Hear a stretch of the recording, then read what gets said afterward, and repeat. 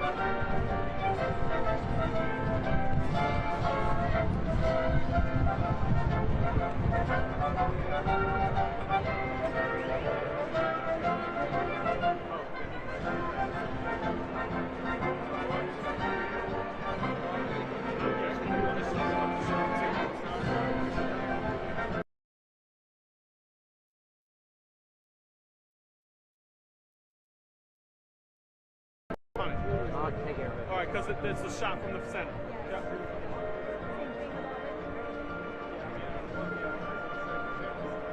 Well, where are you going to put it?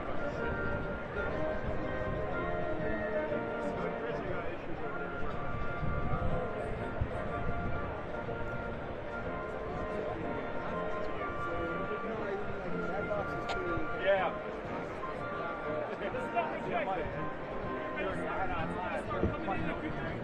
There's a hump coming through. Okay, so he's working on that. He might be putting an ISO in the line or something. He may be putting an ISO in the line. It may be somebody plugged into power. It's separate from theirs. And you got a ground that's happening. So he might have to run over to that. Put this into that one. It's definitely dirty. He's got a hump. Yeah, it's definitely the box that they got a hump.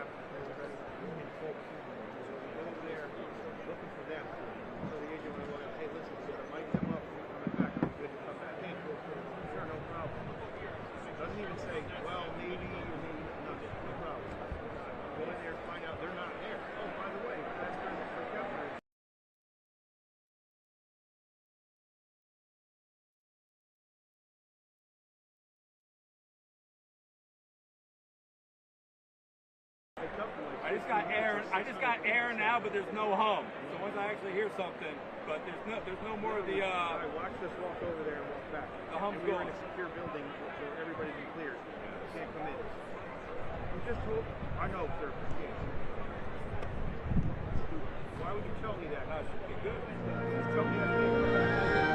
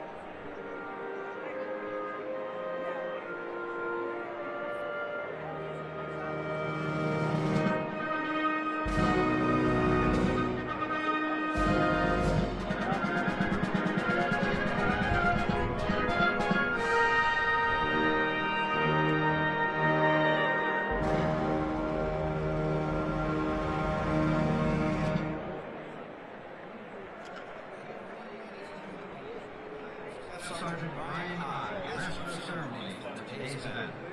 Welcome to West Point and the graduation ceremony for the class of 2025.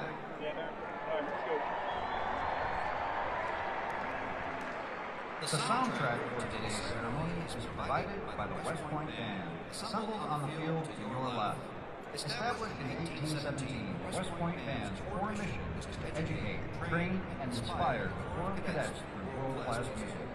The West Point Band is under the direction of the band's commander, Lieutenant Colonel Daniel Smith Tobin. Please give a round of applause for the West Point Band.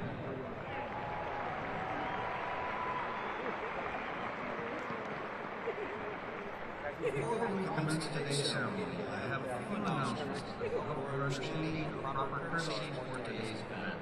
During the ceremony, you will be asked to rise at the following times: the arrival of the official party, the national anthem, the invocation, the singing of the song of the Corps, the singing of the alma mater, the administration of the oath of office to the graduating class, the singing of the Army song, and the benediction. After the class of 2025 marches in the Mighty Stadium, you will hear the order, sound, attention, marking the official start of the graduation ceremony. It is customary to rise at the bugle call of sound attention, as well as with the arrival of the official party and our guest speaker, the 45th and 47th President of the United States of America, Donald J. Trump. After the official party has been announced and has arrived at the platform, please remain standing and render appropriate courtesies, honors to the President and for the national anthem of the United States of America. Uniformed service members will salute. Military veterans are encouraged to salute, and civilians are asked to please show the same courtesy to our nation by removing their hats.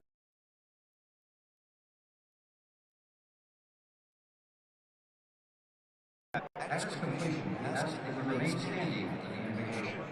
As a courtesy, please also rise when the President completes his address to the class of 2025 and remain standing for the President's departure.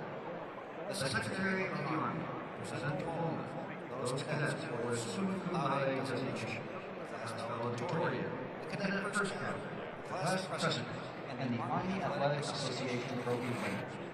The remaining graduates will receive their diplomas alphabetically by company. Cadets in the 1st and 2nd regiments will be seated on the north side of the stadium to your left. Cadets in the 3rd and 4th regiments will be seated on the south side of the stadium to your right. After today's ceremony, the class of 2025 will participate in the time-honored tradition of the Cadet Hat Toss. Once the distribution of diplomas to the graduating class begins, those wishing to participate in the hat toss may move to the screening point, a ramp located in the southwest corner of the stadium. Only children may participate in this ceremony, provided that they meet the following criteria. They must be 4 to 10 years old, to be 42 inches and 54 inches tall, and accompanied by a parent or guardian who is 18 years or older. All participants must enter the screening point to participate in the hat toss. The child must be accompanied in the initial screening point to the completion of the hat toss. Parents or guardians and children may enter the staging area only after the child meets the criteria for participation. Parents must remain on the field in an appropriate staging area for their child to participate.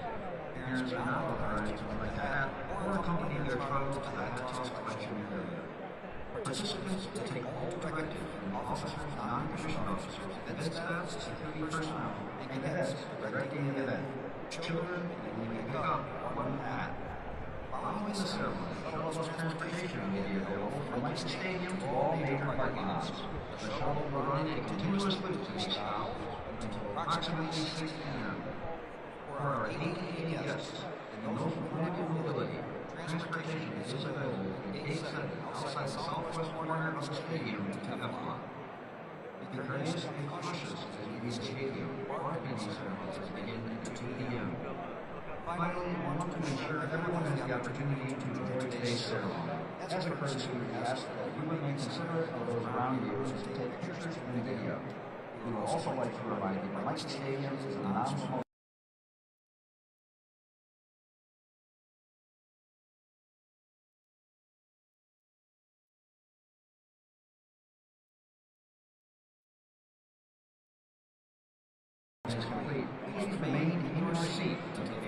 party is part of the area.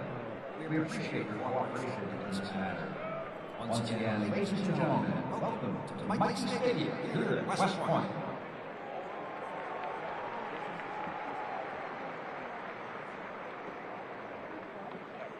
Come up here. Can't shake the foot. Yeah, you gotta get off this platform. Can't. Yes. Yeah. Please back up the street. Okay, sorry, I can't hear you. Okay, so what part about that? Please step up the stairs.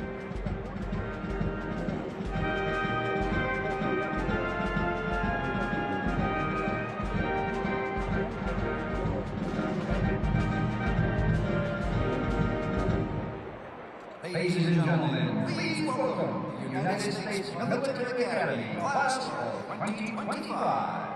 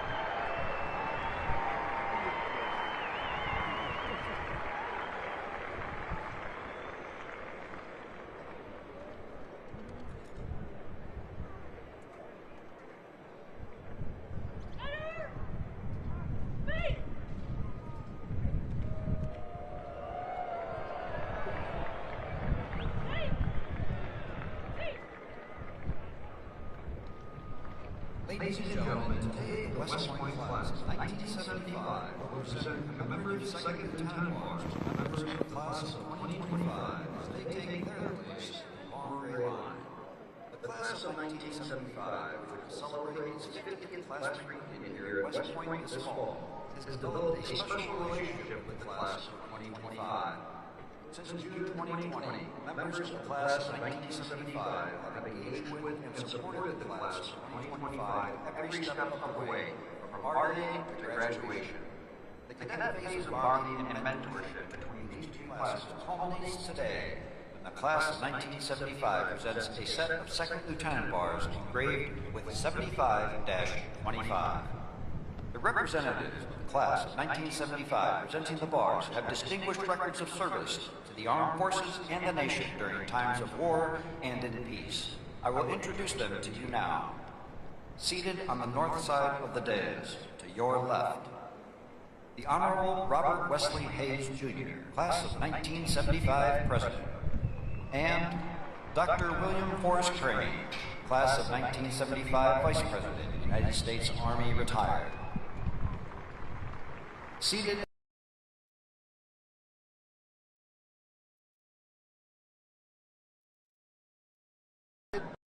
Mr. Timothy F. Shugru. Gentlemen, we welcome you back to attend this special graduation ceremony. It is a pleasure and honor to have you here with us today. Ladies and gentlemen, how about a round of applause for the class of 1975 and their outstanding dedication to the class of 2025.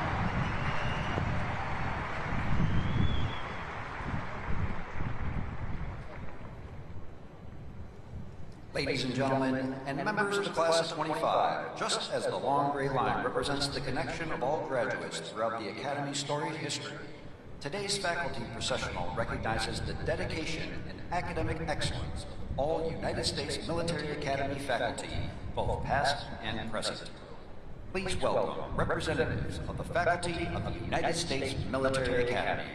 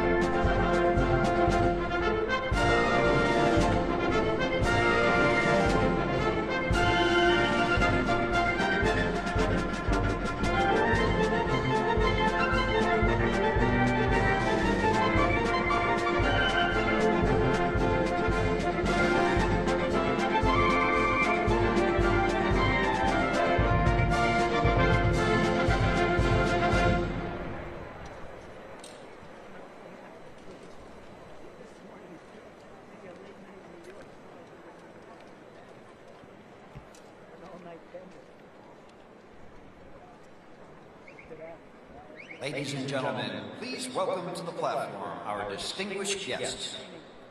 United States Congressman from the state of Arkansas and West Point Board of Visitors Chairman, the Honorable Steve Womack. United States Representative for New York's 18th Congressional District and West Point Class of 2004, the Honorable Pat Ryan. The Commandant of Cadets, Brigadier General R.J. Garcia. The Dean of the Academic Board, Brigadier General Shane R. Reeves.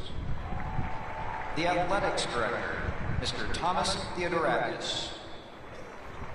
The Senior Advisor for Character Integration, Dr. Jeff Peterson. The West Point Chief of Staff, Colonel Con Deep. The United States Military Academy Command Sergeant Major Phil Barretto. The United States Corps of Cadets Command Sergeant Major Tony Powers. Members of the Academic Board and other senior Academy leaders.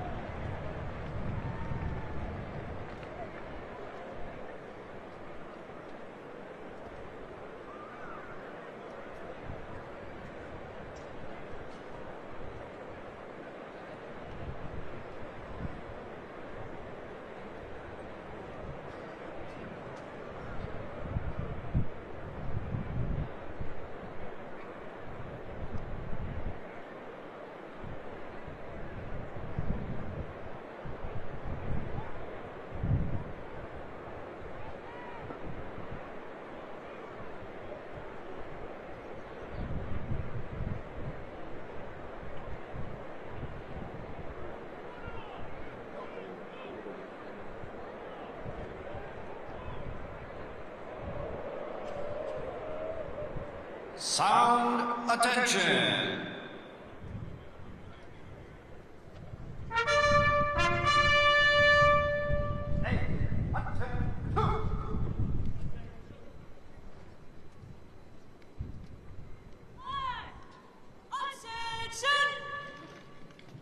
Ladies and gentlemen, please rise for the entrance of the official party.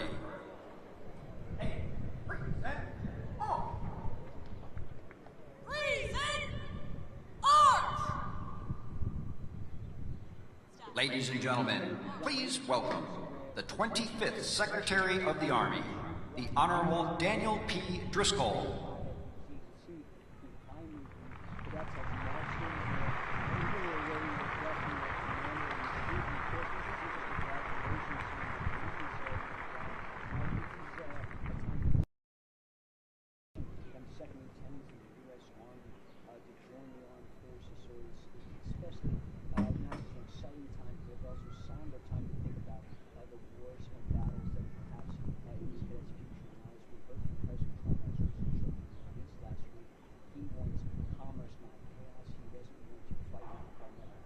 The 41st Chief of Staff of the Army, General Randy A. George.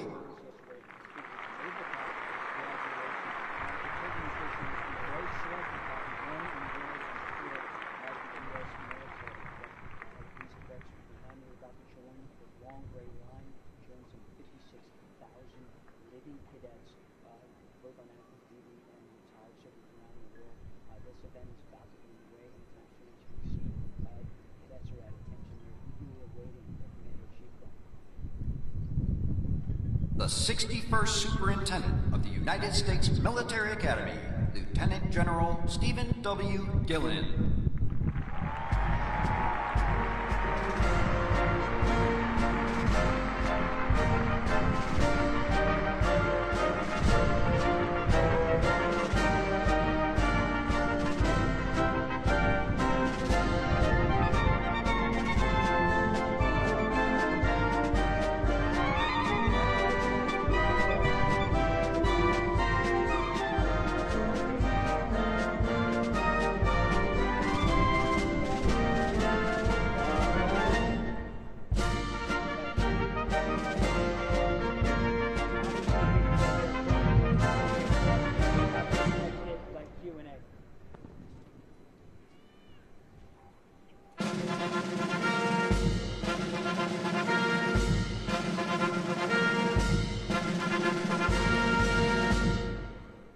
Ladies and gentlemen, the 45th and 47th President of the United States of America, Donald J.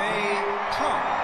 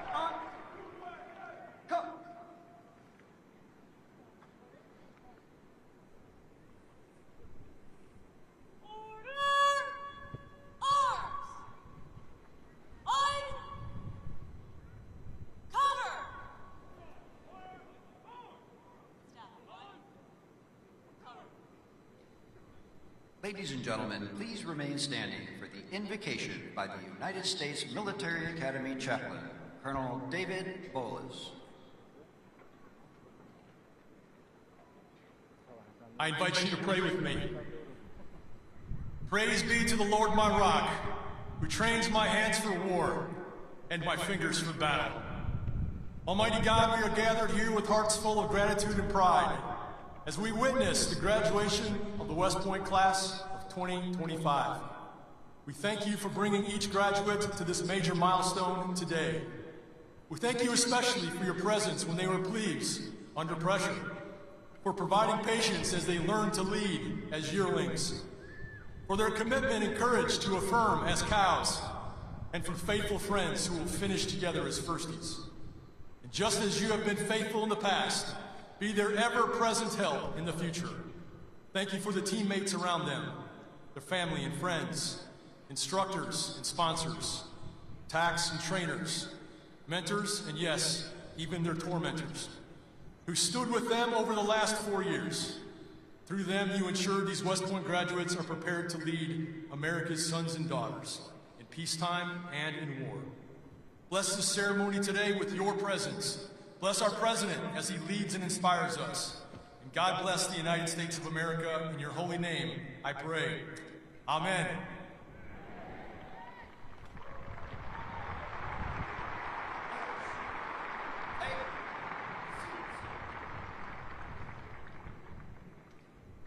Please be seated.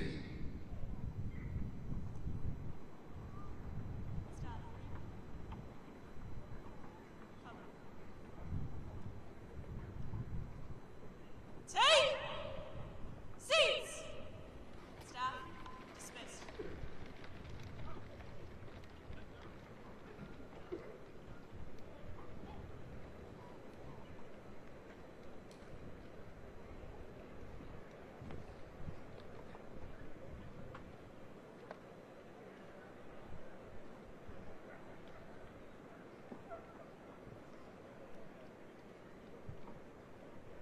Please welcome the 61st Superintendent of the United States Military Academy, Lieutenant General Stephen W. Gilland.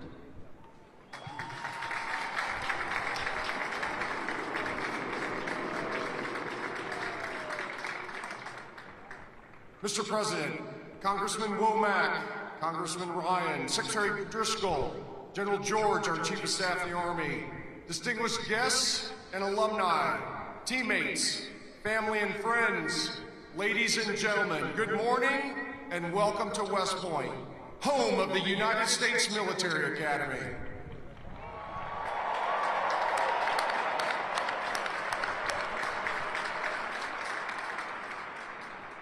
We are tremendously honored to have you here today to celebrate the 1,002 outstanding cadets of the class of 2025 as they graduate and commission as the newest officers and leaders of character in your United States Army. First, a very special welcome to the parents, grandparents, siblings, family, and friends of our graduates who are here today. Let's give them a round of applause.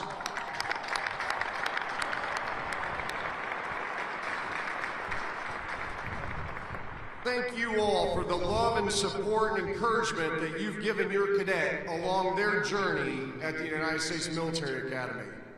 I'd like to acknowledge the members of the 50-year affiliate class for our graduating class, the Courage and Drive class of 1975.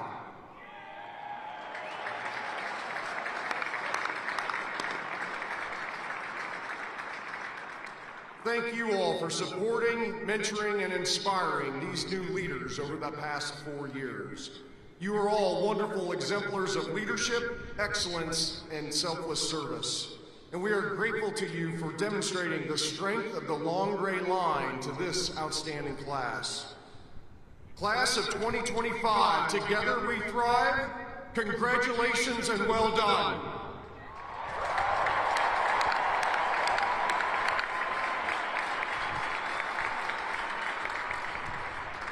Today, your cadet experience at West Point may come to an end, but today really marks a milestone in your personal journey as you assume the mantle of leadership as officers in our Army.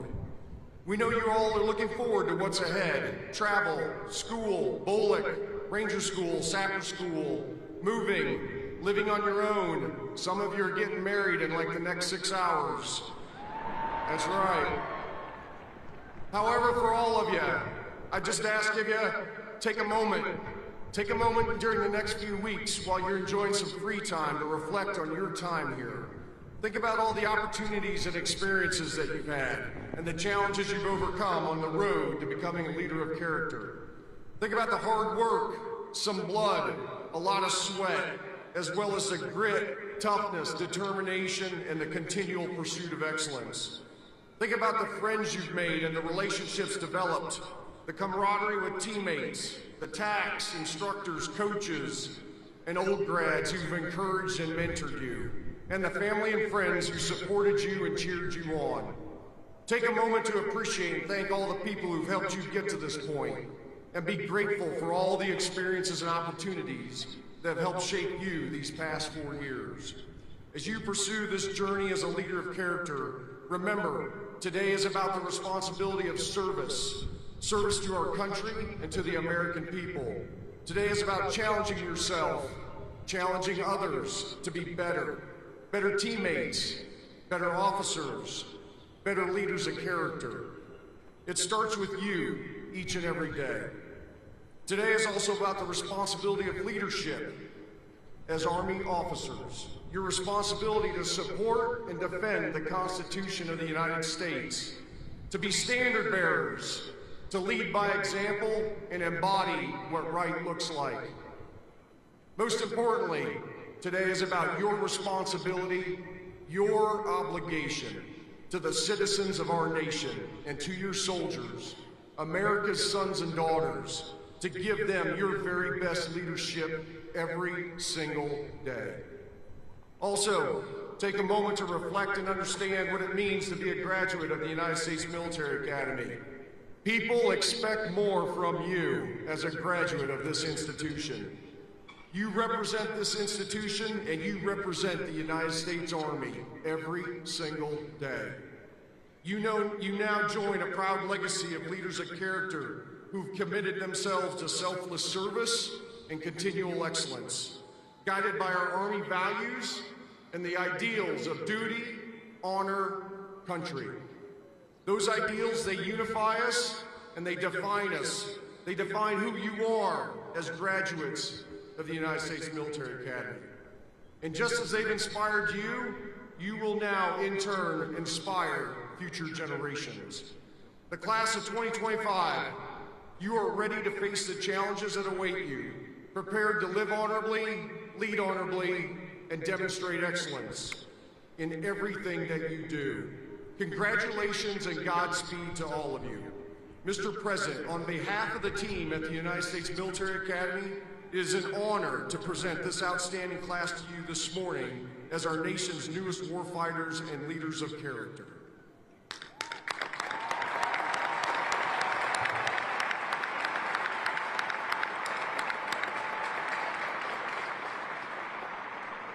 Ladies and gentlemen, it is my honor to introduce this morning's commencement speaker, the 45th and 47th President of the United States, President Donald J. Trump.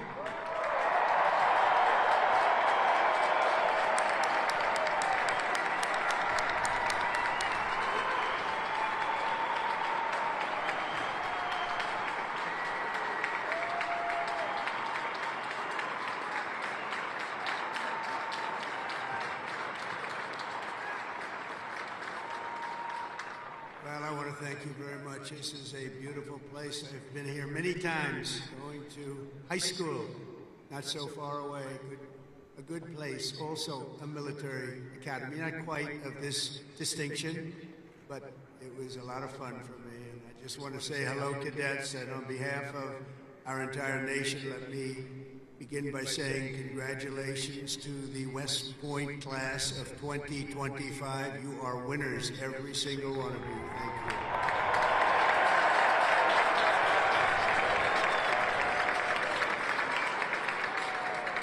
And now we want you to relax, and I'm supposed to say at ease, but you're already at ease. You're at ease because you've made a great choice in what you're doing. Your choices in life have been really amazing. So this is a celebration, and let's have a little fun. I want to thank your highly respected Superintendent, General Stephen Gillen, and he is really something. I got to know him backstage with his beautiful family, and his reputation, his wife is just incredible. His reputation is unbelievable, and thank you very much. And your daughter is a winner also, just like everybody out there, a real winner. Thank you. Thank you.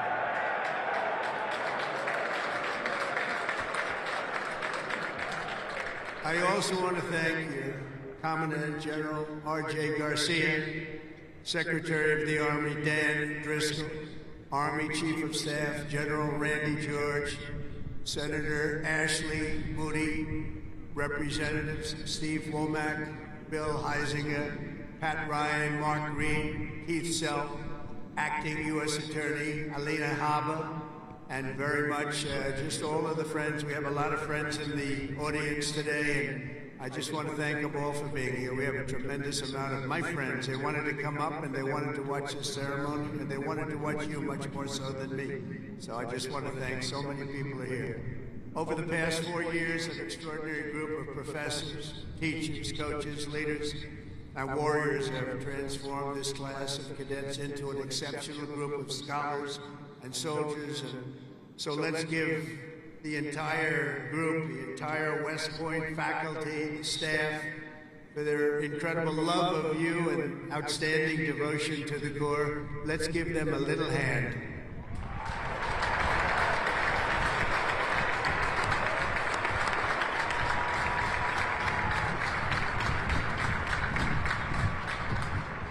And importantly, we can't forget all of those people beaming with pride. Look at them in the audience. They're so proud.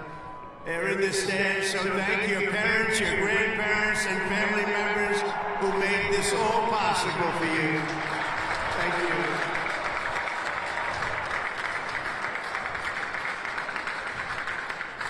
And I think they must have done something right based on what I'm looking at.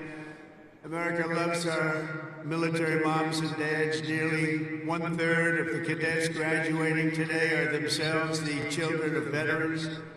So to everyone with us this morning who served America in uniform, no matter your age, please stand so we can salute your service. We'd like to see who you are.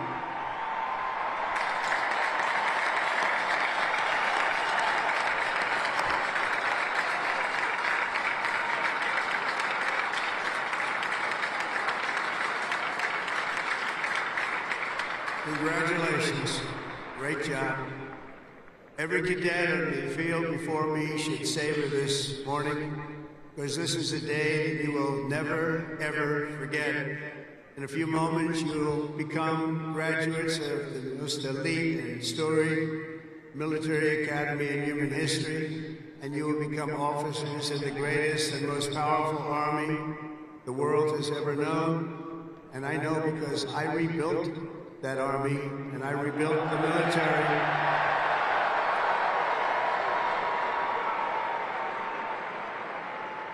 And we rebuilt it like nobody has ever rebuilt it before in my first term.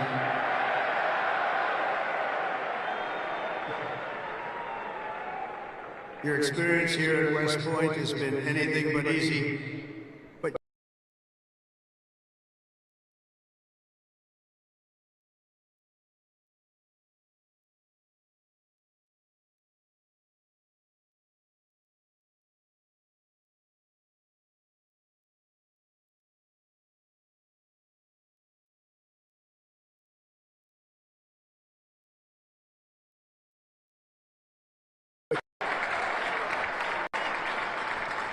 Looking out at all of you today, I can proudly say, mission accomplished. Great job.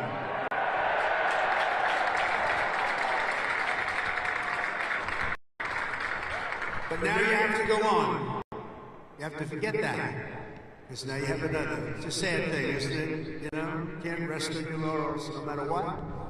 just have to keep going. You take a little day off, and you go on to the rest. Because you have to have victory after victory after victory, and that's what you're going to have as you receive your commissions as second lieutenants. Each of you continues down the same hallowed path walked by titans and legends of U.S. military law, giants like Ulysses S. Grant, John Blackjack Pershing, Dwight David Eisenhower, the one and only Douglas MacArthur, old blood and guts George Patton, and Norman Schwarzkopf. Oh, so many more. They, countless other patriots before you, have walked out of these halls and straight into history, and today you officially join those immortal heroes in a proud ranks of the long gray line. You know that term, so beautiful, the long gray line. Among the 1,000 cadets graduating today, 26 of you wear the prestigious Star Wreath, signifying the highest level of academic achievement. Please stand up. 26. Let's see if somebody stands who shouldn't be standing.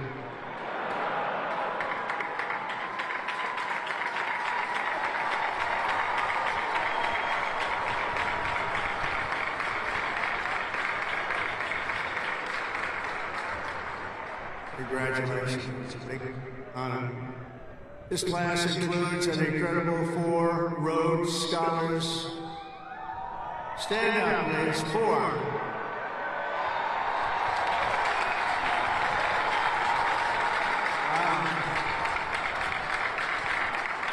That's tied for the most of any West Point class since 1959. That's great. 4. Congratulations. Boy, oh boy, oh boy. I want to bring them right to the Oval Office. I don't want to have them go too far away from me. 8 cadets here today took on the challenge of designing their own hypersonic rocket. Oh, we can use you. Building them right now. You know, we had ours stolen. We are the designer of it. We had it stolen during the Obama administration. They stole it. You know who stole it? The Russians stole it. Something bad happened. But we're the designer of it. We're now building them, and lots of them. And earlier this year, they launched it into space, setting a world record for amateur rocketry. Can't get you in there fast enough. This class excelled not only mentally, but also physically. Last January, when more than 1,000 cadets volunteered for an 18.5-mile march on a freezing winter night, Cadet Chris Verdugo completing the task in 2 hours and 30 minutes flat, smashing the international record for the competition by 13 minutes. Where is he? Where is he? Come up here. Come up here, Chris. Get up here. Wow. Come here. That's by 13 minutes. Come here, Chris.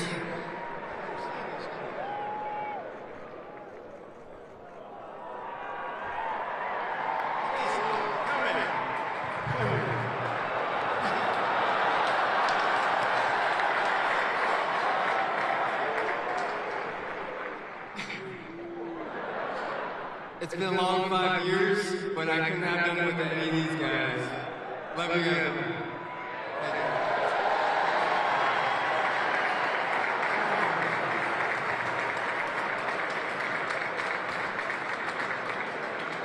That's great. Keep it going, Chris. That really is a definition of Army strong, isn't it?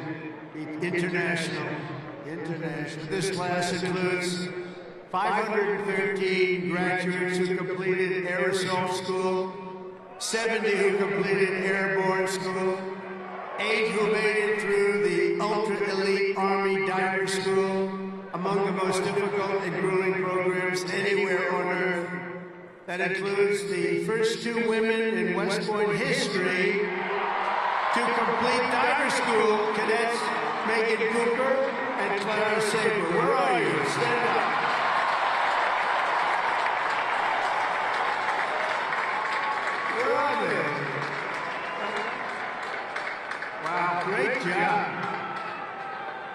That is not easy. Congratulations, Megan and Clara. That's a job well done. Thank you very much.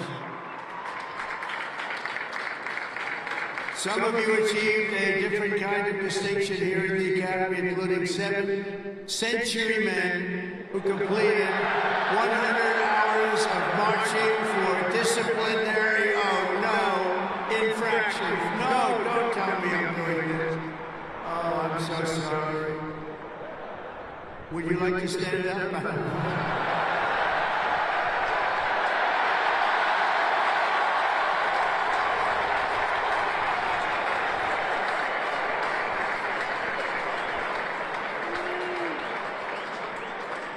I think I saw Chris standing up. Chris, what's going on?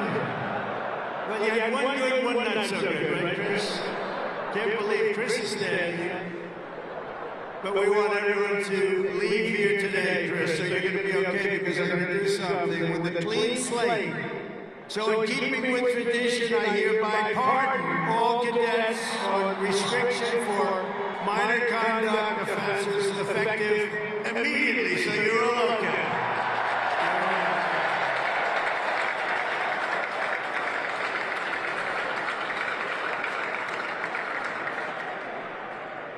The class of 2025 is a lot to be proud of, including your first-rate athletes and athletics. You are something. I've been watching too. I love the sports stuff. What you've done is pretty amazing. Last year, for the first time ever, Army lacrosse became the #1 ranked men's lacrosse team in the entire country.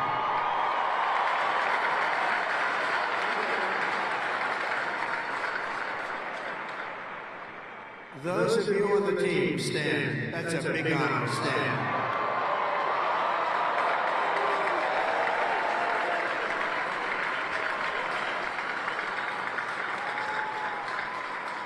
Great. That's a tough sport, too. That's #1 in the country. Your sophomore year, Army football beat Navy 2017. And the next year, you did it again, beating Navy 17-11 and dominating Air Force 23-3.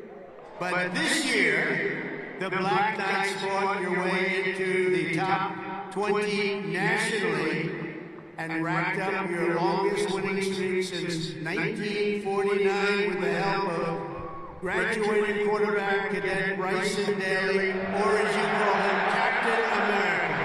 Captain America. Stand up, Bryson.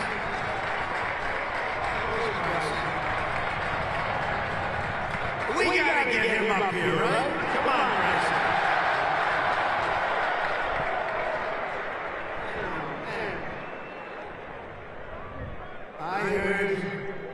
I heard he's well, I came to a game and I said, he can get into the NFL, but he chose this life. You know what? I think he made a good choice. Come on up here, Bryson. Come on up. Wow.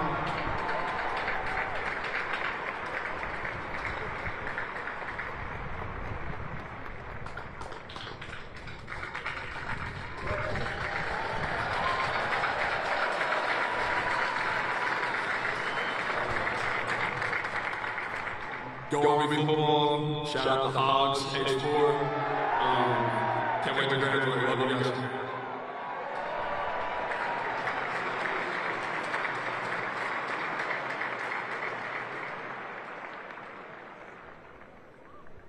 I just tapped his shoulders like I hit a piece of steel.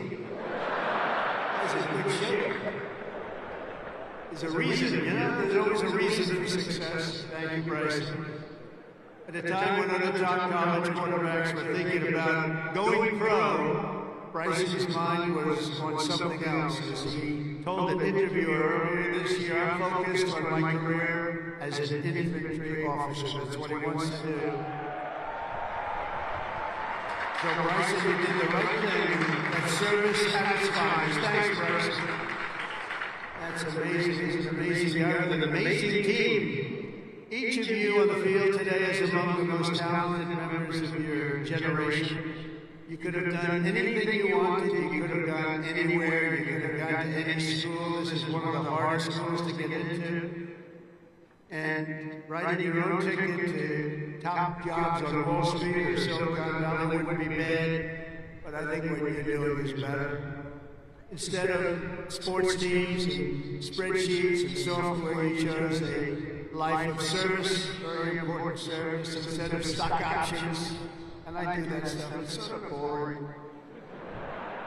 Honestly, compared to what you're doing, it's real boring.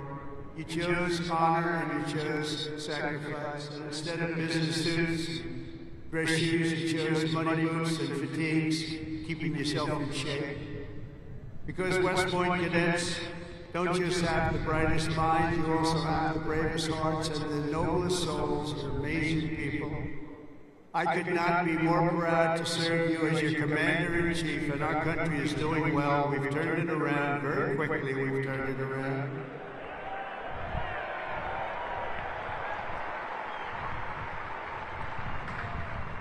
I just got back from the Middle East, and I was at, as you know, Saudi Arabia, Qatar, UAE, and I will tell you, they said, all three leaders, great leaders of those three nations, they all said the same thing. The United States of America is hotter now than we've ever seen it, and a year ago, it was as cold as it gets, and it's true. It's true. We have the hottest country in the world, and the whole world is talking about it. That's an honor for all of us. I cannot wait to see the glory that is still ahead. However, for the West Point class of 2025, and we're going to help you a lot because we're going to give you a nation as good or better than it ever was. That's what I promise you.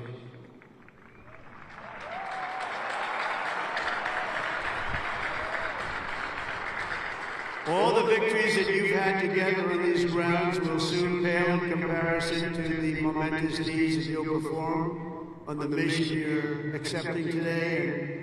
And as a future leader of America's Army, and we have that Army geared up, we have ordered, just $1 trillion military budget, General. You know that? $1 trillion.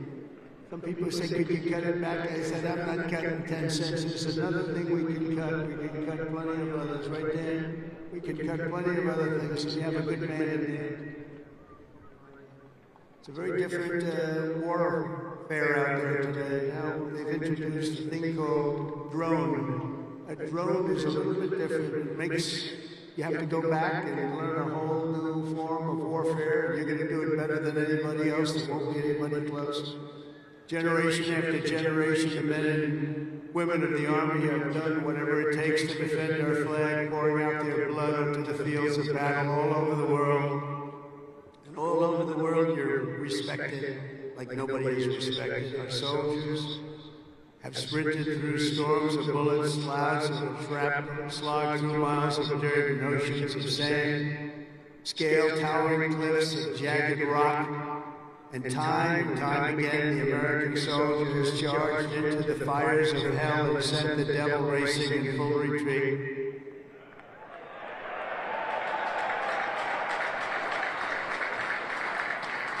No task has ever been too tough for America's Army, and now that 250-year legacy of glory and triumph belongs to you. The 1,000 newest officers of the greatest fighting force in the history of the world. That's what you are, and that's what you're being thought of. Again, you are the first West Point graduates of the golden age of America. This is the golden age. Promise. We're the new age. This is the golden age. And you are going to lead the Army to summits of greatness that has never reached before. You see that. You see what's happening. You see what's going on in the world. Each of you is entering the officer corps at a defining moment in the Army's history. For at least 2 decades, political leaders from both parties have dragged our military into missions it was never meant to be. It wasn't meant to be. People would say, why are we doing this? Why are we wasting our time, money, and souls in some cases? They sent our warriors on nation-building crusades to nations that wanted nothing to do with us, led by leaders that didn't have a clue in distant lands, while abusing our soldiers with absurd ideological experiments here and at home. All of that's ended, you know, all of it's ended strongly. They're not even allowed to think about it anymore.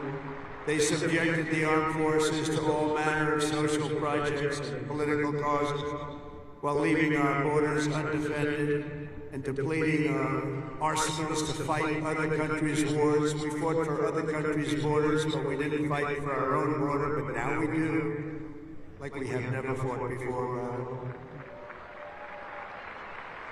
But under the Trump administration, those days are over. We're getting rid of the distractions and we're focusing our military on its core mission, crushing America's adversaries, killing America's enemies, and defending our great American flag like it has never been defended before.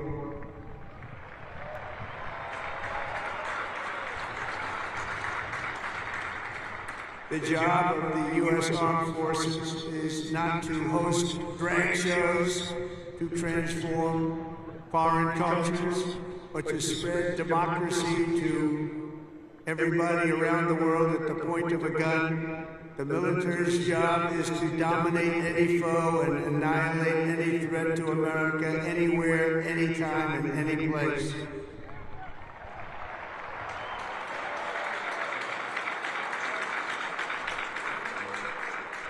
A big part of that job is to be respected again, and you are, as of right now, respected more than any army anywhere in the world, and that's happening, and I can tell you, you are respected like nobody can believe. As president, I am laser focused on our core national interests. My preference will always be to make peace and to seek partnership, even with countries where our differences may be profound. As you know, we're working on a lot of things right now. When I left office 4 years ago, we had no wars, we had no problems. We had nothing but success. We had the most incredible economy, the single greatest economy for a president in history. I think we're going to beat it this time by a lot, if you want to know. But we had something going on very special.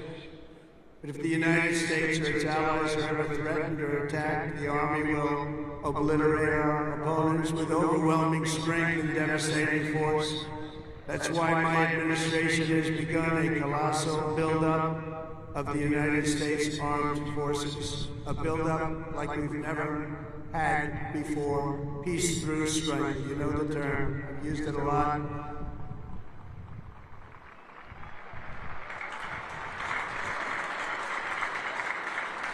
Because as much as you want to fight, I'd rather do it without having to fight.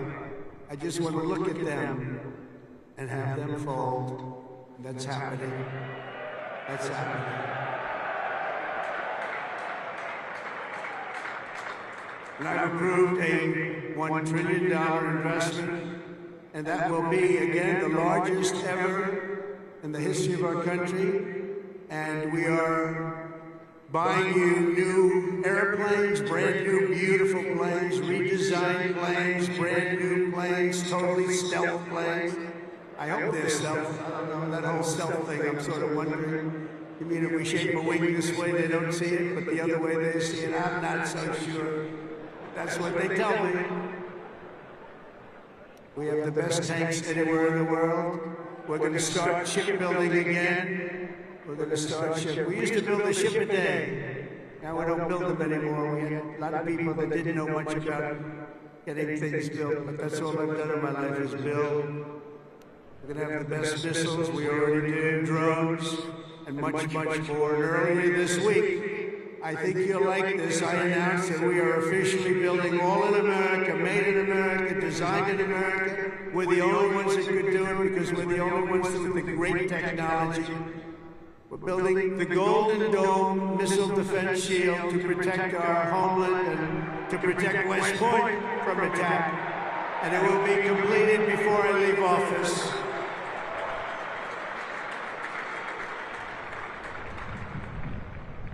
And you know, you wouldn't think this, but our enemies are very unhappy about it. You've been hearing, you've been reading. Why are they doing that? Why? Well, we're doing it because we want to be around for a long time. That's why we're doing it.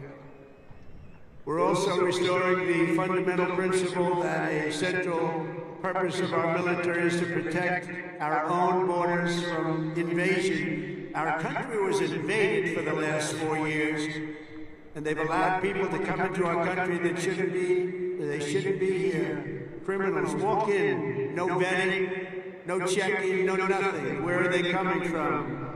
And they were taking people out of prisons, they were taking gang members, they were taking the mentally insane and allowing them to come in, and we're getting them out of our country. We have no choice. We're getting them out and bringing them back where they came from. Have no choice. And it's not easy. It's not easy.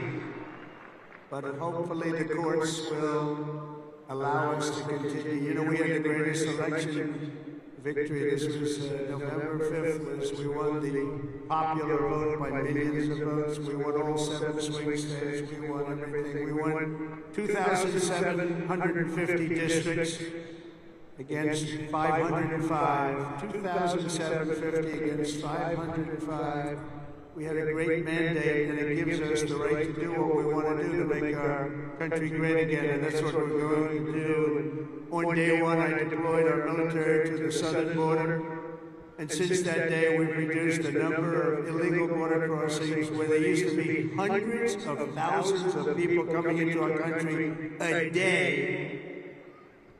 We had nobody come in the last week and a half. We were at 99.999%. 99.999. Think of that. That was with the help of our military. We had one person come in. One. You know why? He got very sick. We brought him through to have him brought to a hospital. One person. And for that, please don't hold me responsible, but that's okay. They did the right thing. Gone are the days where defending every nation but our own was the primary thought. We are putting America first. We have to put America first. We have to rebuild and defend our nation. And very shortly you're going to see a nation better than it's ever been. And you see that with the trade. For years we've been ripped off by every nation in the world on trade. We've been ripped off at the NATO level. We've been ripped off like no country has ever been ripped off, but they don't rip us off anymore. They're not going to rip us off anymore. And you're seeing it. You have to watch what we're doing in trade. I know it's not your primary thing, but it's quite important in all fairness. But watch, you'll see what's going on. Been reading about it over the last few days. We're making deals with other nations that were nobody thought it would be even possible. And the reason is very simple. They respect us again. They're respecting our country again. That's what you want. And everything we do, we are bringing common sense back to America. It's all about common sense. We can say we're liberal, we're conservative. The new word is progressive. They don't like using the word liberal anymore. That's why I call them liberal. But whatever you are, you know, most importantly, you have to have common sense, because most of it's about common sense when you get right down to it. And we have a lot of people with a lot of very smart people, but they have to have common sense. And we've liberated our troops from divisive and demeaning political trains. There will be no more critical race theory or transgender for everybody forced onto our brave men and women in uniform or on anybody else for that matter in this country. And we will not have men playing in women's sports, if that's okay.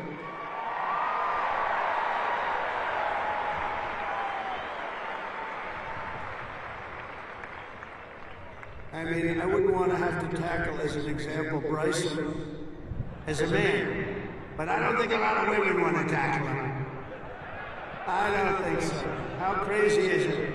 Men playing in women's sports, how crazy is it? So ridiculous, so demeaning to women. And it's over. That's over. We've ended it. And promotions and appointments will not be based on politics or identity, they'll be based on merit. We won that case in the Supreme Court of the United States. We're allowed to go back to a system of merit. We're a merit-based country again. Today,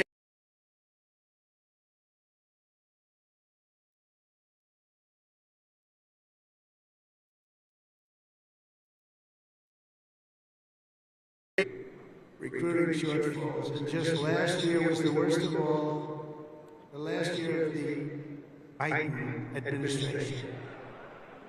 We couldn't get anybody to join our military, we couldn't get anybody to join our police or firefighters, we couldn't get anybody to join anything. And right now, just less than a year later, we just set a brand new peacetime recruiting record, the most people joined, and we are brimming. In fact, be careful, there's somebody going to try and take your job. Be careful, you better be good.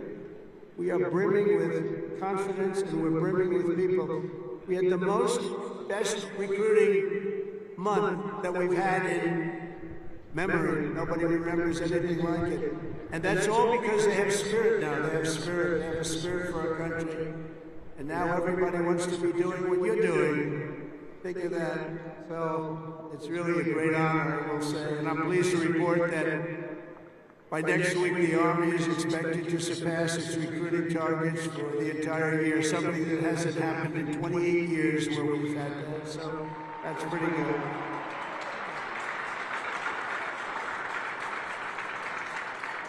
And it's nice to know that you're doing something that everybody wants to do, isn't it? Really nice. I hated to hear that. During the campaign, I was hearing that you couldn't get people to enlist, but now we're getting people. It's sad because we're telling so many people, I'm sorry, we can't do it. My administration is doing everything possible to forge the most powerful military ever built. But ultimately, the task of keeping America strong and safe for the years ahead is going to belong to you. Among you are the lieutenants, majors, colonels, and generals who lead the Army for the next 10, 20, 30, and even 40 years. So as Commander-in-Chief, let me offer a few words of advice as you begin your Army careers. And I thought I'd do this, and I can make this to a civilian audience or to a military audience. It's pretty much the same. And I did this recently at Ohio State, and they really liked it. I gave them a little advice as to what I see for what you want to do, and some tips. And first of all, and you've already done it, different from civilians, they're making their decision right now. You've already made your decision. I love your decision. You have to do what you love. You have to do what you love. If you don't love it, you'll never be successful at it. And you've done this, and you really, many of you in the audience, many of you that are graduating, you come from military backgrounds, or you love the military, it's what you want to do, it's what you want to talk about. One thing I see about people that love the military, that's all they want to talk about. I'll be out to dinner, generals, if they love their job, usually the only good ones are the ones who want to talk about it all the time. But if they talk, that's what they want to talk about. I really, very rarely see somebody who's successful that doesn't love what he or she does. You have to love what you do. In your case, the military is what you chose, and I'll tell you what, you cannot go wrong. You're going to see it too. You're going to love it more and more with time. You know, I work all the time. That's all I do is I work. Whether it's politically or before that. I was a very good businessman, in case you haven't heard, really good. But I was good because I loved it. I loved it. I learned from my father a little bit. My father was a happy guy, and all he did was work. He'd work Saturdays, Sundays, he'd work all the time, and he was a happy guy, just loved life. And I learned that. I said, you know, it makes him happy. I've seen other people that never work, and they're not happy. You gotta love it, otherwise you won't be successful. In the Army, there are a lot of different paths you can take, so follow your instincts and make sure that you take the path that you love, that you're doing something that you love within your military. You will be happier, the Army will be far stronger for it. Second is to think big. always think big. If you're going to do something, you might as well think big, do it big, because it's just as tough, and sometimes it's a lot easier thinking big than doing a small task that's more difficult. One of your greatest graduates, General Eisenhower, used to say, whenever I run into a problem that I can't solve, I always like to make it bigger to solve it and solve more of it. If you're going to solve a problem, it might as well be a big problem as opposed to a small problem that lots of people can take advantage of and solve. So you can achieve something really amazing. Think big. Third, though, you got to do this. Brain power you have to have. Potential you have to have. But to be really successful, you're always going to have to work hard. An example is a great athlete, Gary Player, great golfer. He wasn't as big as the other men that were playing against him, great, big, strong guys. Gary was a smaller guy. I don't want to say too sweet. He's a friend of mine. He gets a little angry at people because he hits the ball just as far. He said, I hit the ball further than them. Why am I small? But he worked very, very hard. He was always doing exercise. He was well ahead of his time. He never stopped. He won 168 golf tournaments. He won 18 majors, 9 regular and 9 on the senior tour. 18 with 168. That's the most tournaments internationally, the most tournaments anybody's ever won. But he made a statement years ago, and I heard it. He's the first one. I think I've heard it a couple of times since, but he was the first. He said, it's funny. The harder I work, the luckier I get. And think of that, the harder I work, the luckier I get. And he worked hard, and you're working hard, and the harder you work, the luckier you're going to get. Fourth is, don't lose your momentum. Momentum is an amazing thing. Keep it going. I tell a story sometimes about a man who was a great, great real estate man. It was a man who was admired for real estate all over the world, actually, but all over the country. He built 11 towns. He started as a man who built one house. Then he built 2, then he built 5, then he built 20, then he built 1,000, then he built 2,000 and 3,000 a year. And he got very big, very big. He was great at what he did. You see him all over the country, still 11 towns. This was a long time ago, but he was the first of the really, really big home builders. And he became very rich. He was a very rich man. And then he decided to sell. He was offered a lot of money by a big conglomerate, Gulf and Western, big conglomerate. They didn't do real estate. They didn't know anything about it, but they saw the money he was making. They wanted to take it to a public company. And they gave him a lot of money, tremendous amount of money, more money than he ever thought he'd get.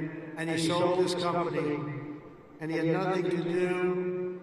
He ended up getting a divorce, found a new wife. Could you say a trophy wife? I guess we could say a trophy wife. It didn't work out too well. But it doesn't work out too well. I must tell you, a lot of trophy wives doesn't work out. But it made him happy for a little while at least. But he found a new wife. He sold his little boat. He got a big yacht. He had one of the biggest yachts anywhere in the world. He moved for a time to Monte Carlo, and he led the good life. And time went by, and he got bored. And 15 years later, the company that he sold to called him, and they said, the housing business is not for us. You have to understand, when Bill Leonard was hot, when he had momentum, he'd go to the job sites every night. He'd pick up every loose nail. He'd pick up every scrap of wood. If there was a bolt or a screw laying in the ground, he'd pick it up and he'd use it the next day and put it together the house. But now he was spoiled, and he was rich. He was really rich. And they called him, they said, this isn't for us, this business. We do other things. Would you like to buy it back? We'll sell it back to you cheap. And they did. He bought it. He bought it. He thought he made a great deal, and he was all excited. But it was 15 years later. He lost a lot of momentum. Remember the word momentum. And he lost everything. It just didn't work. He lost everything. And I was sitting at a party on Fifth Avenue one night, a long time ago, and yet the biggest people in New York, the biggest people in the country, were all in that party. They were all saluting each other, how great they were. They were all telling each other, I'm greater than you. Gets me really, gives you a headache sometimes. But they had all these people that are telling their own stories about how fantastic a cocktail party, and I looked over, and I was doing well. I was invited to the party, so I had to be doing well. I was very, very young. But I made a name in real estate, and I looked over, and at the party, sitting in the corner all by himself, nobody was talking to, was Mr. Levin. He had just gone bankrupt, lost everything. He lost everything. His home, everything. And I went over and talked to him because he was in the real estate business, and I love real estate. I said, hello, Mr. Levin, how are you? He said, hello, Donald, it's nice to meet you. He knew me from being in the business. I said, so how's it going? He goes, not well. It's really not going well, as you probably read. It's been a very, very tough period for me, son. I said, so what happened? Is this anything you can do? He goes, no, there's not a thing I can do. He said, I'll never forget. He said, I've lost my momentum. I just didn't have it. I used to have it, but I lost my momentum. So it's a story I tell, and you have to know when you have the momentum, but sometimes you have to also know when you've lost the momentum. And leaving a field sometimes, leaving what you're doing sometimes is okay. But you gotta have momentum, but you have to know that momentum is gone. You have to know when to get out. And it's a very sad story. I remember that story so well, like it was yesterday. Fifth, you have to have the courage to take risks and to do things differently. Eisenhower again was threatened with court-martials as a young officer for advocating a new doctrine of tank warfare. Billy Mitchell was thrown out of the Army for pioneering the use of air power. They said, what do you mean air power? Don't be ridiculous. People willing to try and do things differently. It's never going to be easy for them, but they're the ones that are going to really do the important things. They're the ones who are going to make history. So don't be ashamed and don't be afraid. This is a time of incredible change, and we do not need an officer corps of careerists and yes men and people that want to keep it going the way it's been, because it changes rapidly, especially what you're doing. Because believe it or not, you're in a business profession where things change as rapidly like warfare, the type of warfare. Unfortunately, we're getting to see it with Russia and Ukraine, and we're studying it, and it's a very terrible thing to study, but we're seeing the different forms of warfare. We're seeing the drones that are coming down at angles, and with speed and with precision. We've never seen anything like it. Never seen anything like it, and we're learning from it. But your profession changes very rapidly. You've got to be at the top of it. You've got to be right at the head of the needle. We need patriots with guts and vision and backbone who take personal risks to ensure that America wins every single time. We want to win our battles. You know, I defeated ISIS in 3 weeks. They told me it would take 5 years. And the general that did it, you know that story, was named Raisin Cane. His name is Dan Cane, but his nickname was Raisin Cane. I said, your name is Raisin Cane. I love that. Is that a nickname? That's what they call me, sir. I love you, General. I think you're the guy I'm looking for. I want to know a guy named Raisin Cane, and he is now the head of the Joint Chiefs of Staff, and is a highly respected man. And we defeated, think of it, ISIS. They said, how long in Washington? Sir, it will take 4 years to defeat them, maybe 5. And maybe we won't, because they're all over the place. And then I met a man that said we could do it in 3 weeks, and he did it in 3 weeks. And that's why he's the head of the Joint Chiefs of Staff right now. And we did things that nobody thought were possible. We've had great military success. When you have the right leader and you have the right people, we have the right people, you can have tremendous success. Sixth, never lose your faith in America and the American people, because they're always going to be there for you. I went through a very tough time with some very radicalized, sick people. And I say I was investigated more than the great, late Alphonse Capone. Alphonse Capone was a monster. He was a very hardened criminal. I went through more investigations than Alphonse Capone, and now I'm talking to you as president. Can you believe this? Can you believe it? So you gotta fight hard, you gotta never give up, and don't let bad people take you down. You gotta let them, you gotta take them down. A lot of bad people out there, and those people you have to figure it out. But you also have a lot of great people. Finally, hold on to your culture and your traditions, because that's what makes something really great, and that's what's made the Army great. The culture and the tradition. Whether we're talking about a battalion, a business, a sports team, or even a nation, history has shown that in many ways culture is destiny. So do not let anyone destroy the culture of winning. You have to win. Winning is a beautiful thing. Losing, not for us. Not for us. Not for anybody here. If it was, you wouldn't be here. From the earliest days of our nation, this supreme tradition of American military service has been passed down from soldier to soldier and generation to generation, and it's a beautiful thing to watch. Graduating today is Cadet Ricky McMahon, Ricky's great-grandfather. Stand up wherever you are, Ricky, because you're going to like this. Ricky's great-grandfather served in World War I. His grandfather served in World War II. And his uncle, father, and mother all graduated from West Point. Where is Ricky?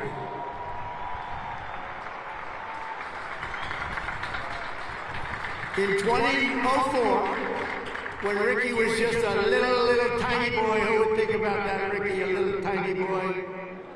His dad, Lieutenant Colonel Michael McMahon, made the ultimate sacrifice for our nation in Afghanistan.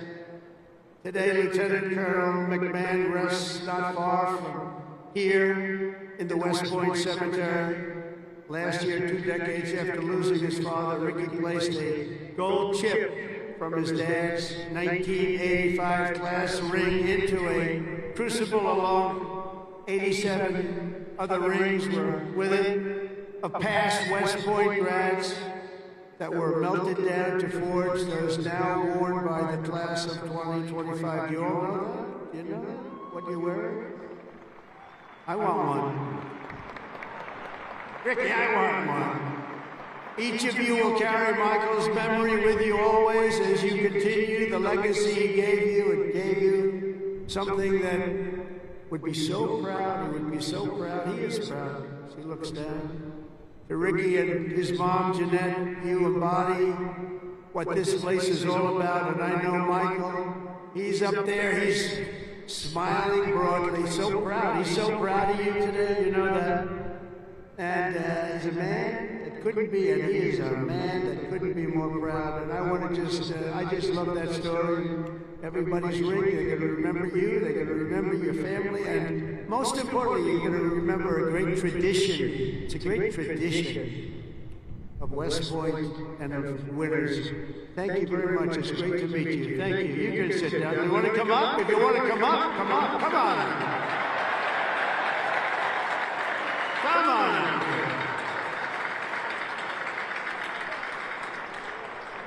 That's nice.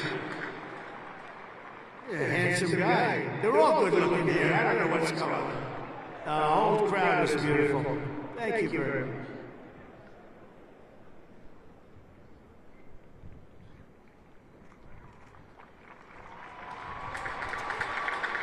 I'd like to thank my mother. I'd like to thank my family. And I'd like to thank G3, Go Gophers.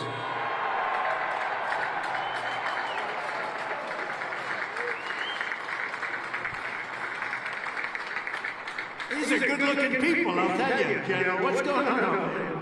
Look like all a bunch of male models. I can't stand it.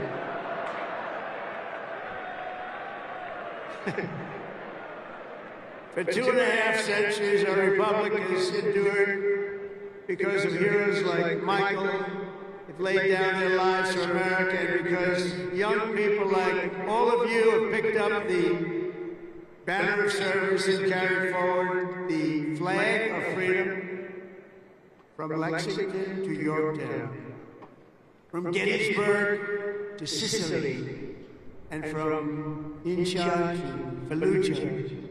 America has been won and saved by an unbroken chain of soldiers and patriots who ran to the sound of the guns, leapt into the maw of battle, and charged into the crucible of fire to seize the crown of victory, no matter the odds, no matter the cost, no matter the danger. All over the world, our soldiers have made sacred the ground where they shed their blood and showed their valor. From Seminary Ridge to San Juan Hill, Bellawood, Omaha Beach, Leyte Gulf, Ardennes Forest, Chosen Reservoir, all over, and even a place called Pork Chop Hill. And in all of those battles and so many more, some of the best, brightest, and bravest have come from right here at the U.S. Military Academy at West Point, one of the great fabled places anywhere in the world. America's Army has never failed us, and with leaders like the West Point class of 2025, the Army will never fail. We will never let you down.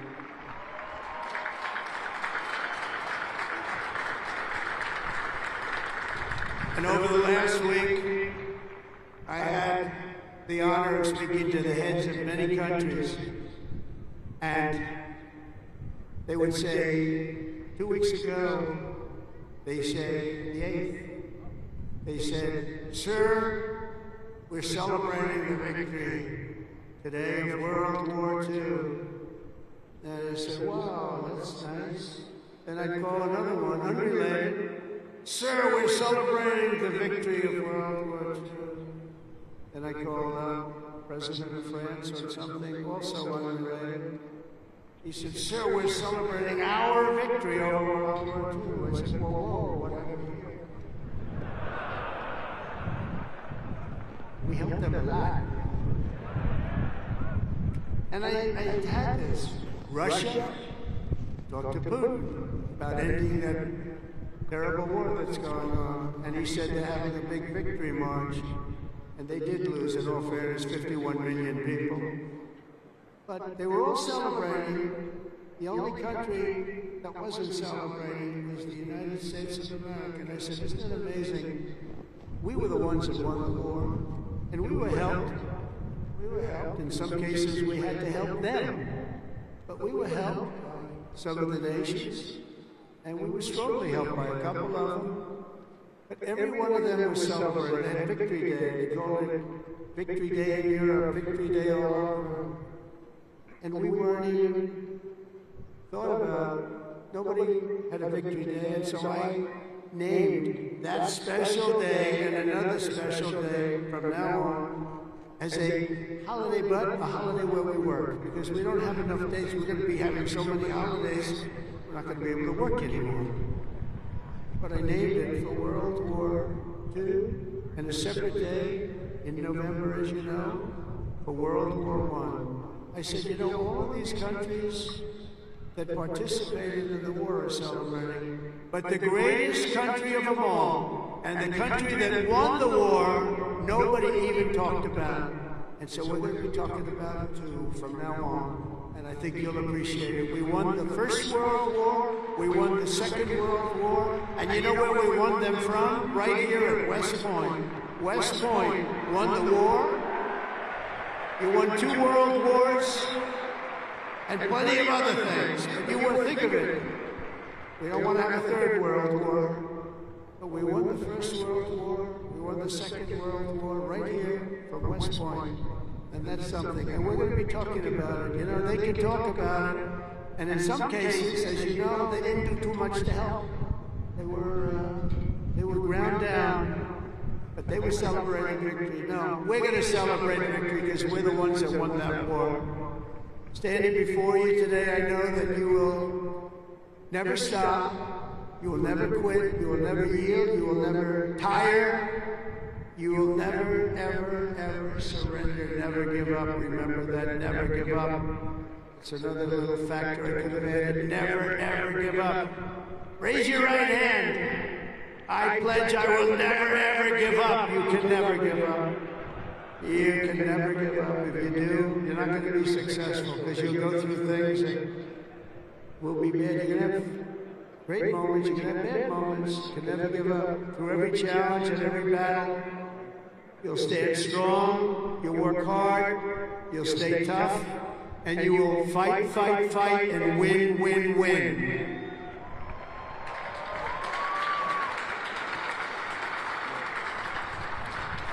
So I want to just congratulate you all. I'm going back now to deal with Russia, to deal with China. What's that all about? That's a ditch. And to get you lots of victories. So we're going to keep winning. This country is going to keep winning. And with you, the job is easy. I want to thank you all. Congratulations to the class of 2025. God bless you all. Incredible people. Thank you very much, everybody.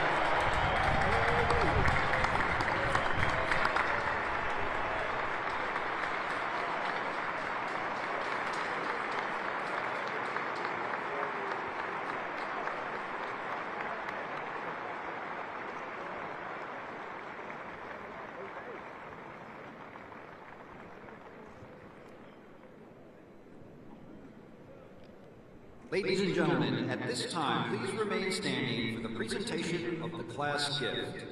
The class president, Cadet Catherine LaRue, will present a panoramic photo of the class of 2025 to the president.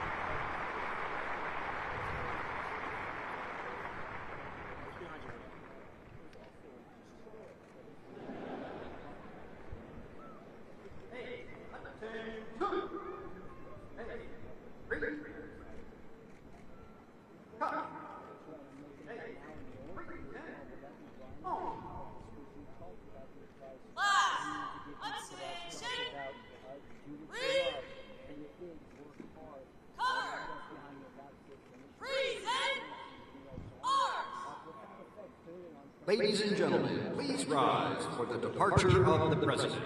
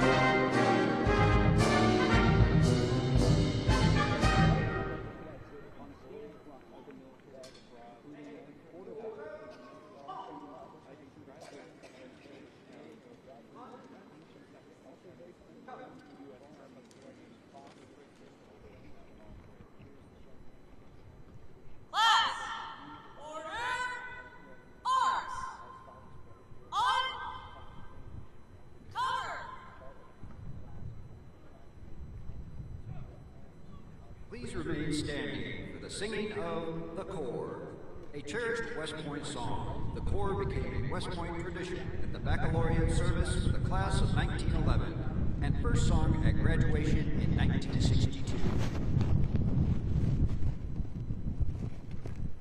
Memorial Day weekend, what more powerful than?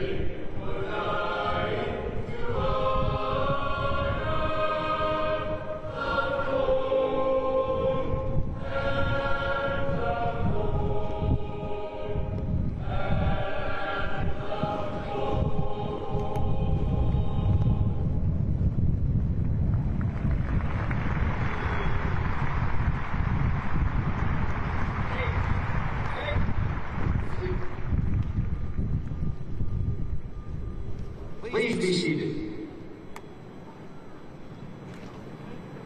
Class, take seats.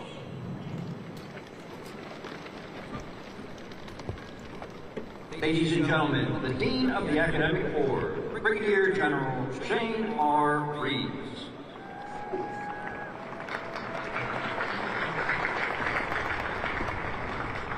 Class of 2025. Your education has prepared you to be a leader of character, sworn to uphold the values embodied in our Constitution. So, on behalf of the Academic Board, I present these graduates and recommend each as worthy of the Bachelor of Science degree. Secretary of the Army will present diplomas to those cadets awarded summa cum laude designation, class valedictorian, cadet first captain, class president, and the Army Athletic Association trophy winners. Will the members of the class of 2025 now come forward to receive their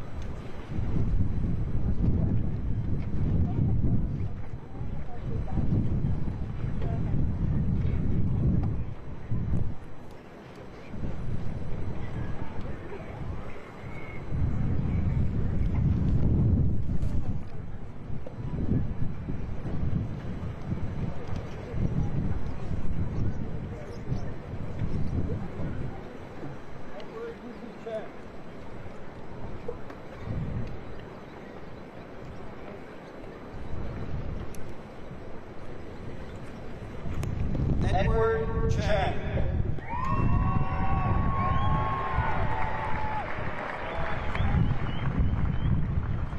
Catherine G. LaRue, Class President.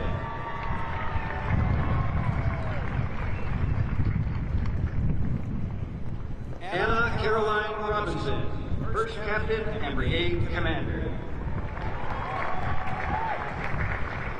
Joanna K. Halfhill.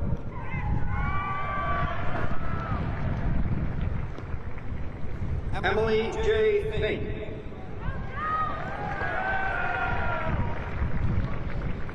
Alan J. Hyland, Army Athletic Trophy winner.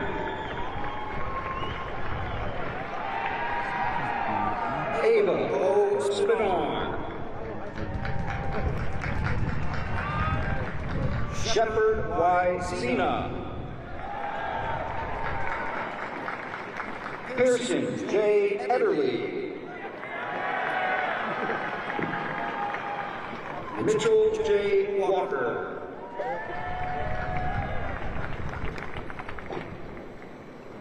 Samuel E. Houston.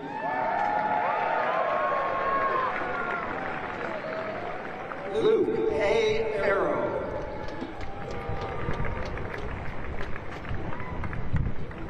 Tyler S. Seaman.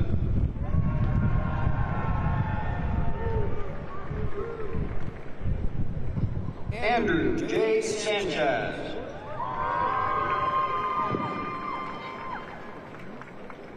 Sarah S. Sao.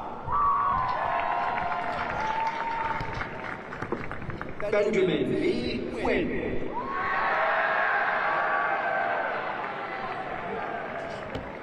Roger M. Briggs III.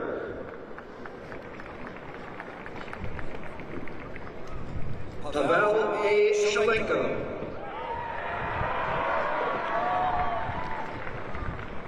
Gabriela M. Sorrentino.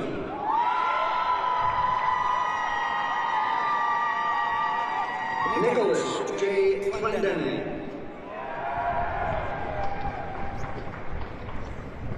William M. Knowlton.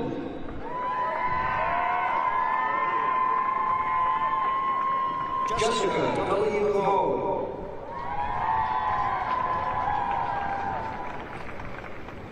Macy D. Merinick.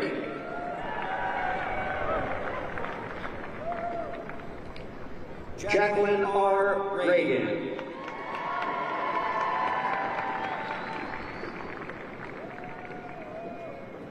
Hunter M. Dunnington.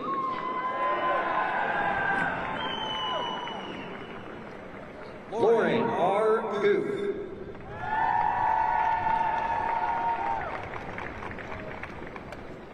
Eric D. Cole.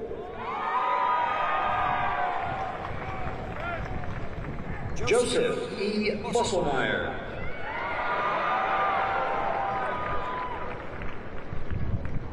Mason J. Stocking.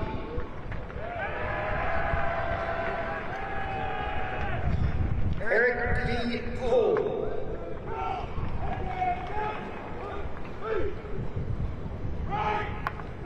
Ryan C. Haywood.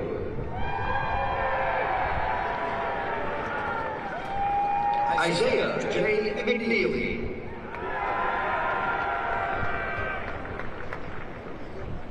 Jack R. Hernan.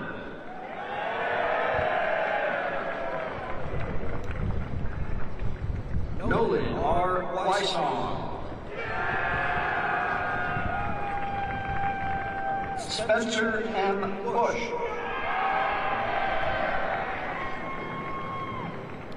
Landon C. Stalker.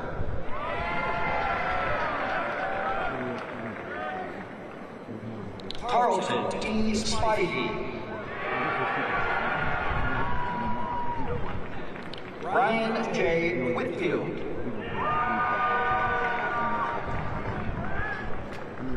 Gail D. Sheets. Sebastian H. Witt.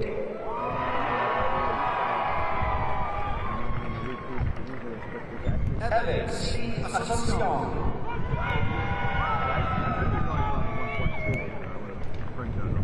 Elijah T. Mangas.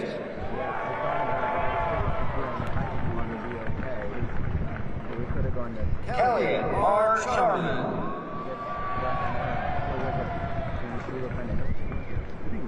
Garrett B. Vogel.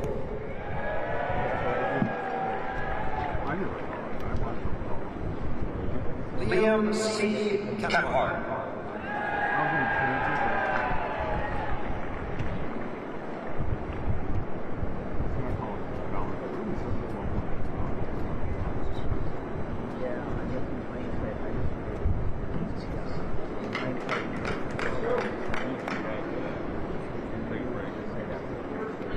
The 3rd Regiment.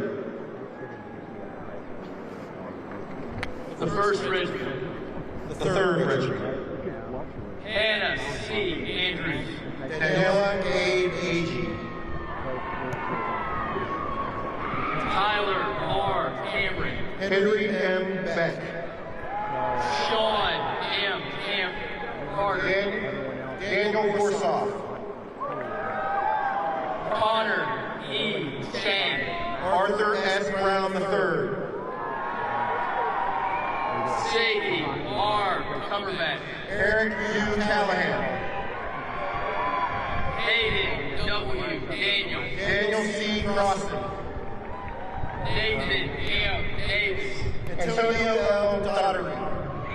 Matthew L. Doyle. Samuel A. Garza. Haruna Raku. Timothy R. Johnson. Adam J. Benavide. A.J. Joyce. President L. Fortune III. Joshua Kim. John K. Kutzler. George R. Lewis. David W. Renati III. John W. McHugh. Tarisha Hayabulu. Brandon J. McDermott. Jason S. Hanson. N. Sue Moon. Moses J. Kim.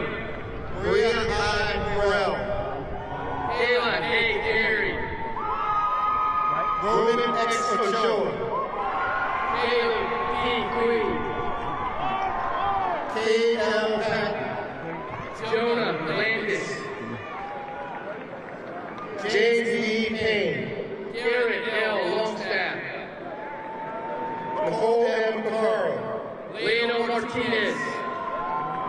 Jordan B. Reese. Emilio S. Nebeker. Brian W. Salgado. Ian M. Chaguna. Eli G. Tate. Sarah K. Black. Claire K. Sy. Tyler J. Rafferty. Isaiah M. Velez. Matthew S. Smith. Andrew C. Waiku. Christopher A. Verdugo. Hannah L. Wright. Kaylee E. Walker. Raquel A. Zeta. Veronica M. Chow. Autumn R. Baumgartner. Kyle S. Atherton. Regar J. Wright. Connor J. Bryant. Jed H. Crosby. Zachary E. Coulter. Jonah H. Dorr. James F. Conti II. Patrick T. Dudley. Colby J. Fleming. Joshua T. Evers. Breon A. Bonati. Ryan Z. Ross. Joel M. Brown. Isabella L. Garcia. Sarah F. Dudger. Nicolas Gavilia. Henry Hassa. Noah R. Hale. David C. Horn. Payne A. Harris. Jonathan F. Horvath. Joseph J. Hall. Claire M. Sue. Daniel Castillo. James D. Justice. Ryan A. King II. Julia A. Kelly. Catherine M. Kirby. Jordan A. Law. Margaret A. Cronin. Isaac M. Lewis. John J. Lee. Elliot Lim. Clayton P. Lewis. William R. Luker. Cole Long. Jacob R. Meyer. Peter C. McNabb. Kylie R. Miller. Ashton R. O'Connell. Gabrielle L. Mirac. Roman J. Penny. Isaac S. Newman. Andrew C. Riddle.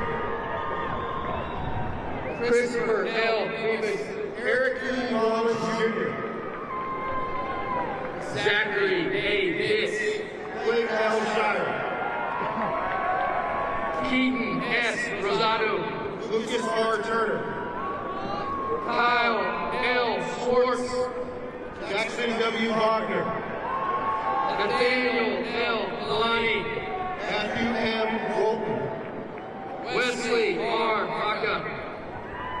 Edward T. Brayton. Blake C. Barker. Alexander D. Tampa. Sierra Zoe Bennett Mankey. Eve A. Crossett. Harrison B. Brownlee. Christopher C. Darrow Jr. Abigail R. Bug. Mika E. Jones. Allison R. Burgess. Alexander T. Edwards. Sean M. Huff. David C. Hoyt. Will H. Evans. Benjamin T. Hunt. Mateo A. Finn. Oscar T. Heath. Giovanna A. Fiore. Vandani Mike. Matthew R. Griffin. Hunter C. Mamal. Owen K. Harlow. Ryan A. McDonough. Jacob K. Markami. Laura S. McCall. Hunter S. Howell. Curtis M. Pierce. Luke A. Johnson. James M. Mama Jr. Armand Thompson. Faith G. Myers. Charles Lee. Claire E. Sabo. Mitch Kinder Marcellin. Luke T. Sapio. Aiden M. Miller. Bryce A. Sinclair. Caleb M. Peterson. O. C. Stevens. Henry E. Powell. Sage M. Stroman. Wesley D. Rockefeller. William S. Terry. Michael A. Sacco. Brendan T. Tierney. Olivia K. Santo. Christopher C. Marhola. Zachary J. Standifer. Robert J. Wilson. Salem A. Street. Callahan D. Parker. Catherine N. Ward. Ryan J. Beeman. Nicholas C. Zavala. Vishnu Madhavula. Matthew B. Aguilar Snitner.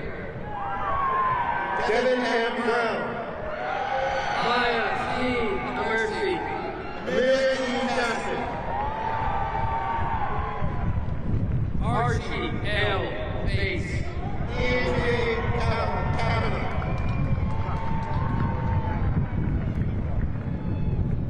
Jack R. Daly. Isaac E. Pond. Eleanor W. Davis. Henry A. Bordering. Javon A. Gavar Bradwell. Brent A. Brown II. Benjamin P. Haven. Sohaila Quinn R. Capos. Mark S.